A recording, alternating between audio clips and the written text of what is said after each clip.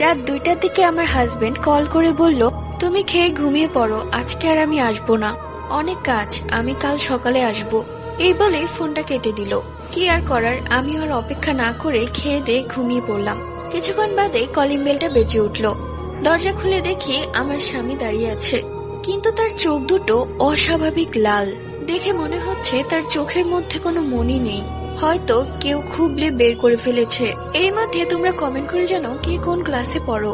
যদি তোমাদের ক্লাসের সাথে অন্য কারো ক্লাস মিলে যায় তাহলেই ফ্রেন্ডশিপ। দরজা খোলার পর সে কোনো কথা না বলে সোজা রান্নাঘরে চলে গেল। আমি মনে মনে ভাবলাম হঠাৎ আবার কি হলো। এর মধ্যে ওই ঘর থেকে আমার ফোনটা বেজেই চলেছে। কলটা ধরতে ওপাশ থেকে আমার স্বামী বলল, তুমি রাগ করো না আর দরজা খুলো না, আমি কালকে সকালেই চলে আসব। আমি কলটা রেখে দৌড়ে রান্নাঘরে এলাম। এসে দেখি রান্নাঘরের তরকারিগুলো মেঝেতে পড়ে আছে, আর ঘরে কেউ নেই।